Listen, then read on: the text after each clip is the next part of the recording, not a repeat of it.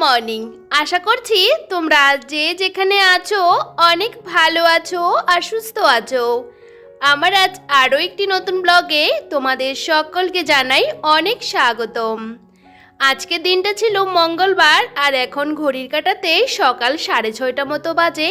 তবে চলো তোমাদেরকে সাথে নিয়ে আজকে ব্লগটা এখন থেকে শুরু করছি। শীতকালে সবারই একটু কম্বলের নিচ থেকে বেরোতে কষ্ট হয়, তবে কিচ্ছু করার নেই, বেরোতেই হবে। শীতের সকালে অলসতা যদি কাজ করে তাহলে আমরা কোনো কাজই করতে পারবো না।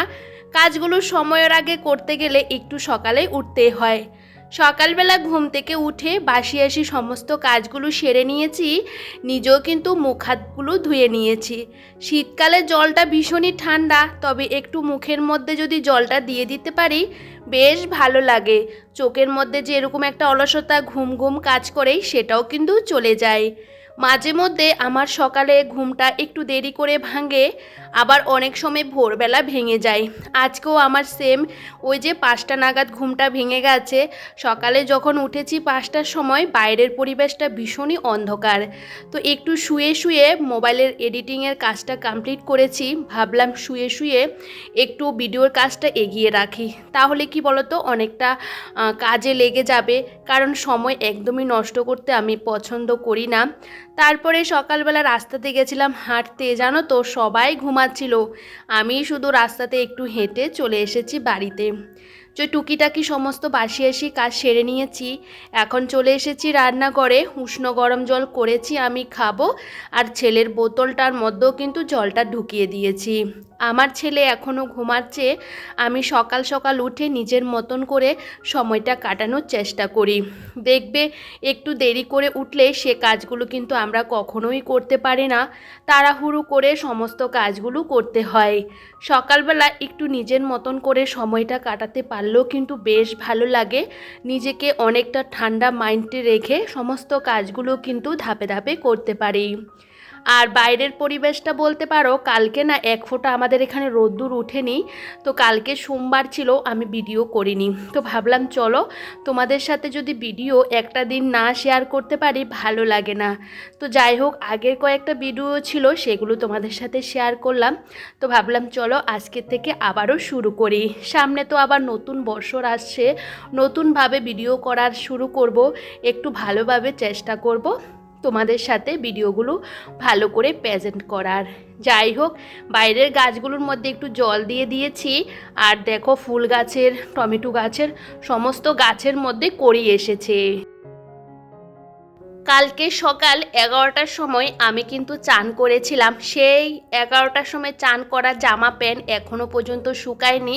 কালকে আমাদের এখানে এতটা মেঘলা ছিল, একদম রোদ্দুর ছিল না। তো আজকে উঠবে কি না আমি জানি না, তারপরও এই যে ভিজে জামা কাপড়গুলো বাইরে একটু দিয়ে দিচ্ছিলাম, কারণ বাইরে ভীষণ হাওয়া দিচ্ছে, দেখতেও পাচ্ছ ভীষণ ঠান্ডা বাইরে কনকনে। আর জানো তো জলটাও কিন্তু বরফের মতন ঠান্ডা হয়ে আছে, তবে কিচ্ছু করার নেই। তো ভাবলাম কি করব, আজকে সকালে কি টিফিন বানাবো। ওই যে শনিবারে বাজারে গেছিলাম, আমি না খেজুরের গুড় নিয়ে এসেছি, তারপরে খেজুরের রস নিয়ে এসেছি।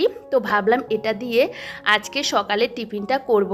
সকালবেলা যখনই ঘুম থেকে উঠেছিলাম অল্প করে একটু চাল ভিজিয়ে রেখেছিলাম, কারণ আমার ছেলে এই পিঠেটা খেতে ভীষণই ভালোবাসে। আর শীতকালে জানো তো এটা কিন্তু খেতে বেশ ভালো লাগে। আর দেখো খেজুরের যে রসটা সেটাও নিয়ে নিয়েছি। আর এই মুহূর্তে বেশ খানিকটা সময় চলে গেছিলো, কারণ এ ঠান্ডার মধ্যে। তো ভাবলাম বাইরে ছেলেকে বের করব না, ওর ভীষণ শরীর খারাপ হয়ে গেছে, কাশি সর্দি সমস্তটা লেগে গেছে। আমি কালকে সন্ধ্যার সময় ওকে অনেকটা বার কাড়া বানিয়ে খাইয়েছি, ওর একটু বেশি করে যত্ন নিয়েছিলাম। তো সেহেতু কাশিটা না কমলে আমার জন্য অনেকটাই ভালো, কারণ ও কাশতে কাশতে না বমি করে দেয়, সেহেতু আমার ভীষণ অসুবিধা হয়। আর কালকে দুপুরে ও কিন্তু ভীষণ পরিমাণে কেশেছিল, তো সে কারণে কালকে ওকে চান করাইনি, গরম জল দিয়ে পুরো গাটা মুছে দিয়েছিলাম। আর কালকে যেহেতু এক ফোঁটা রোদ্দুর ওঠেনি, তো ভাবলাম ওকে না কাড়া বানিয়ে খাওয়াই। আর জানো তো ও যেহেতু শীতের জামা প্যান্ট একদমই গায়ের মধ্যে রাখতে চায় না, ও একটু ঘেমে ঘেমে যায়, ওর মানে গরম লাগে আর কি, কিন্তু আবার ঠান্ডাও লেগে যায়। তো ওর যত্নটা আমাকে সবসময় রাখতে হয়, ওর খেয়ালটা আমি সবসময় রাখার চেষ্টা করি। দেখবে বাচ্চাদের শরীরটা খারাপ হলে না মায়েদের ভীষণ পরিমাণে কষ্ট হয়। তো সমস্ত কিছু মিলে মিশে ওর খেয়ালটা রাখার চেষ্টা করি। তো আজকে না ওকে একদমই ঘর থেকে বের করিনি। তো সকালে যে টিফিনটা খাওয়ালাম সেটাও কিন্তু বিছানার মধ্যে কিন্তু মশারির নিচেই খাওয়ালাম। তারপরে ওকে একটু পড়াতে বসালাম, ও লিখতে ভীষণই পছন্দ করে। তো ভাবলাম ঠান্ডার মধ্যে আমি বাইরে কাজ করলে ও আমার পেছন পেছন চলে যাবে। যেহেতু আমি একা মানুষ, যেদিকে যায় আমার ছেলেও কিন্তু পেছন পেছন চলে যায়, তো সেহেতু আমাকে কিন্তু বুদ্ধি করে ধাপে ধাপে কাজগুলো করতে হয়। আর এদিকে আমি রান্নাটা বসিয়ে দিয়েছি, এখন কিন্তু ঘড়ির কাঁটাতে 10টার উপরে বেজে গেছে। তো ভাবলাম চলো এদিকে রান্না করতে করতে ঘর দুয়ারগুলো গুছিয়ে নিই। দেখবে শীতকালে বিছানার থেকে বাচ্চা থাকলে ওরা কিন্তু সহজে নামতে চায় না, আর আমাদেরও কিন্তু বিছানাটা গোছাতে একটুখানি দেরি হয়ে যায়। আর জানো তো বাইরে প্রচুর পরিমাণে হাওয়া দিচ্ছে, আর হাওয়ার কারণে কিন্তু খুব ঠান্ডা পড়ছে। তো ভাবলাম চলো আজকে ছেলের জন্য একটু চিকেন রান্না করি। অল্প করে আমি চিকেন রেখে দিই, কারণ সপ্তাহে একটা দিন যে চিকেনটা না নিয়ে আসি আর কি, সেখান থেকে অল্প কয়েক টুকরো রেখে দিই, কারণ ও চিকেন খেতে ভীষণ পছন্দ করে। তো ভাবলাম চিকেনটা একটু আলু দিয়ে হালকা করে রান্না করে ওকে দেব। জানি না খাবে কি না, কারণ ও সব সময় কিন্তু খেতে চায়, কিন্তু অনেক সময় খেতে গেলে আর পারেও না। তো এই যে আমি কিন্তু এখন ঘর দুয়ারগুলো সুন্দর করে পরিষ্কার করে নিয়েছিলাম। আজকে আমার একটু রান্নাবান্নার চাপ রয়েছে, কারণ রান্নার পরটা অনেকটাই করব, সে কারণে রান্নাটাও বসিয়ে দিয়েছি। কারণ দেখবে রান্নার যদি একটু চাপ থাকে তাহলে রান্নাটা বসিয়ে দিলে ভালো। কারণ দেখবে তরকারির পরিমাণ যদি একটু বেশি হয়, অনেক রকমই রান্নাবান্না করি, তাহলে কিন্তু সময়টাও কিন্তু অনেকটাই লাগে। তো সে কারণে আমি কিন্তু রান্নাটা বসিয়ে দিয়েছি। আর এদিকে এক এক করে কিন্তু ঘরের কাজগুলো সেরে নিচ্ছিলাম। আর কি বলতো, একটু দোকানে গেছিলাম, ওর জন্য বিস্কিট, কেক, নানা রকমের জিনিসপত্র নিয়ে এসেছি। আমাকে কিন্তু রোজ দিনে বাড়ি থেকে বেরোতে হয়, ছেলের জন্য দুধ টুধ এই সমস্ত কিছু নিয়ে আসতে হয়।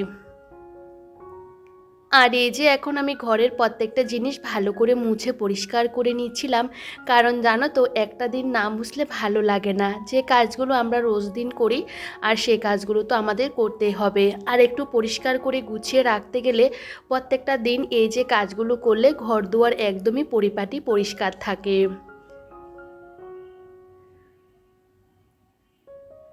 আর এখন কিন্তু ঘরের প্রত্যেকটা জিনিস ভালো করে ক্লিন করে নিয়েছি, এখন ঘরটাও কিন্তু ভালো করে ঝাড় দিয়ে নেব। আর ওইদিকে কিন্তু আমি রান্নাবান্নার দিকটাও সামনে নিচ্ছিলাম। আসলে কি বলতো, আমি আগে সবজি টবজি কাটাকুটি করে সমস্ত কিছু রেডি করে রেখেছিলাম। আসলে কি বলতো, রেডি করে আগে থাকতে গুছিয়ে রাখলে খুব সুন্দর করে কিন্তু রান্নাগুলো করে নেওয়া যায় অন্যান্য কাজের সাথে। আর এই যে এখন ঘরটা ভালো করে ঝাড় দিয়ে পরিষ্কার করে নিচ্ছিলাম। ছেলে তো সকালবেলা লেখালেখি তারপর ড্রয়িং করেছে, সমস্ত পেন্সিলগুলো এই যে ঘরের ভিতরে এভাবে ফেলে দেই। যখনই বিছানাপত্র ঝাড়তে যাই এটা সেটা বিছানার থেকে পড়ে যায়। আর আজকে কিন্তু চিকেনটার মধ্যে একটা লঙ্কাও দিইনি, টমেটো আদা সমস্ত কিছুই দিয়েছি, শুধু লঙ্কা ছাড়াই রান্না করেছি। জানি না ওকে খাওয়াতে পারবো কি না। আর আজকে কিন্তু আমার জন্য একটু টমেটোর চাটনি করছিলাম, সাথে শাক ভাজি করেছি, আর সাথে একটা নিরামিষ তরকারি করেছিলাম। জানো তো অনেকগুলো সবজি ঘরের ভিতরে রয়ে গেছে, আর শীতকালে নানা রকমের সবজি দিয়ে তরকারি রান্না করলে খেতে বেশ ভালো লাগে। আমার বাড়িতে অনেক শাক আছে, তো একটু একটু করে আমি প্রত্যেকটা দিন রান্না করি, কারণ আমার বেশ ভালো লাগে। আজকে এটার মধ্যে আমি বিটরুট দেওয়াতে তরকারিটা একদমই কালারটা অন্যরকম হয়ে গেছে। বিটরুট না দিলে না নিরামিষ তরকারিটা খেতে বেশ ভালো লাগে, তবে আমি অল্প করে দিয়েছিলাম। তো ভাবলাম অনেকগুলো বিটরুট রয়ে গেছে, তরকারির মধ্যে একটু দিয়ে দিই, আর খেতেও কিন্তু মন্দ লাগেনি। আর এখন কিন্তু আমার রান্নাবান্না হয়ে গেছে, আর ছেলে বাইরে খেলা করছিল। জানো তো কালকে তো ওকে ঘর থেকে বের করতে একদমই দেইনি, আর আজকে একটু বাইরে রোদ্দুর উঠেছে, ও কিন্তু খেলা করছিল। আর বাইরের জায়গাটা পুরো এঁকে বেঁকে কী করেছে তোমাদেরকে দেখালে বুঝতে পারবে। আমার গাছে বেশ কয়েকটা টমেটো ধরেছিল, কালকেও ছিল, সেগুলো কিন্তু ও নিজে হাত দিয়ে তুলে নিয়েছে। এক একটা টমেটো কিন্তু আর 10-12 দিন পরে হলে ও গাছ থেকে উঠাতে পারতাম, কিন্তু জানো তো ও ছিঁড়ে ফেলেছে। প্রত্যেকটা বর্ষর গাছের মধ্যে টমেটো ধরলে ও কিন্তু ছিঁড়ে ফেলে দেয়। তো এবারও কিন্তু অনেকটা বার ওকে বুঝিয়েছি যে গাছ থেকে এ সমস্ত কিছু ছিঁড়বে না। অন্য আমার বাড়িতে অনেক শাক সবজি গাছ আছে, কিন্তু কিছুই ধরে না, কিন্তু টমেটোগুলো ও ছিঁড়ে ফেলে দেয়। ওর বেশ ভালো লাগে সেগুলো তুলে ওই যে রান্নাবাটি সেগুলো খেলা করছে। আর এই যে সমস্ত জামা কাপড়গুলো আমি বাইরের থেকে নিয়ে এসেছিলাম, যেগুলো কালকে শুকায়নি সেগুলো শুকিয়ে গেছে।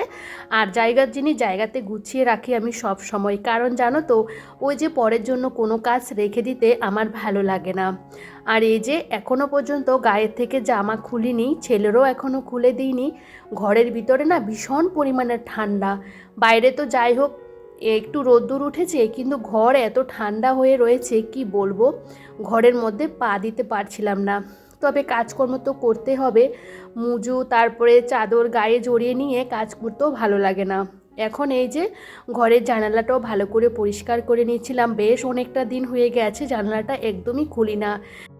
আর জানালাটি দিয়ে ভীষণ পরিমাণে হাওয়া আসে, সে কারণে একদমই খোলা হয় না। তো দেখো এখন যেহেতু জানালাটা খুলেছি, ঘরটা ভীষণ ফর্সা ফর্সা লাগছিল, তবে হাওয়ার কারণে আমি বন্ধ করে রেখে দিয়েছি, কারণ জানো তো খুব ঠান্ডা হাওয়া বেরোচ্ছে। তো জানো তো শীতকালে সবসময় কিন্তু জানালাটা আমি বন্ধই করে রাখি, ওই ঘরের অল্প অল্প জানালাগুলো খুলে দিই, তবে এটা একদমই খোলা হয় না। কারণটা বলো তো, এখান দিয়ে বেশি পরিমাণে হাওয়াটা আসে। আর এখন এই ঘরটাও ভালো করে গুছিয়ে নিয়েছি, এখন ঘরটাও ঝাড় দিয়ে নেব। আর এখনও আজকে না চান দান পুজো টুজো কিছুই করা হয়নি, কখন যে পুজো করব আমি বুঝতেই পারি না। কারণ দেখবে সকাল সকাল চান পুজোটা হয়ে গেলে বেশ ভালো লাগে, তবে মাঝে মধ্যে সমস্ত কাজকর্মগুলো সারতে সারতে একটুখানি দেরি হয়ে যায়, তখন পুজোটা করতে না অনেকটা দেরি হয়ে যায়। শীতকালে যতই একটু তাড়াতাড়ি করে কাজগুলো শেষ করার চেষ্টা করি না কেন, একটা কাজের পর একটা কাজ কিন্তু চলে আসে। এই যে আমার ছেলেটা দেখতে পাচ্ছ বাইরের জায়গাটা পুরো ওই যে একটা চাকু দিয়ে পুরোটা এঁকে নিয়েছে, তো সেগুলো এখন পরিষ্কার করে ঝাড় দিয়ে নিচ্ছিলাম। যেহেতু ঘরের সামনে জানো তো একদমই অপরিষ্কার হয়ে থাকলে ভালো লাগে না, ও তো একটু খেলার জায়গার দরকার, তো এখানে কিন্তু খেলাধুলা করে। তো আমি সব সময় কিন্তু সমস্ত কাজকর্ম সেরে এই জায়গাটা একটু ঝাড় দিয়ে নিই, প্রত্যেকটা জায়গা পরিষ্কার থাকে। এখানে একটু ওই যে ও মাটি টাটি উঠে নেয়, তো সে কারণে এটা ঝাড় না দিলে ভালো লাগে না। এখন ও আর আমি চানটা করে নেব, যেহেতু ওকে কালকে চানটা করাইনি, আমি কিন্তু গরম জলটা বসিয়ে দিয়েছি। তো ভাবলাম বাইরে জায়গাটা ঝাড় দিতে দিতে গরম জলটাও হয়ে যাবে, তাহলে কিন্তু ওকে চান করিয়ে দিতে পারবো। এখন জানো তো জলটা এতটাই বরফ হয়ে যায়, সাথে সাথে জলটা গরমও হতে চায় না, অনেকটা সময় কিন্তু লেগে যায়। তো যাই হোক, এদিকে দেখো ঘর দুয়ারও মোছামুছির কাজটা সেরে নিচ্ছিলাম।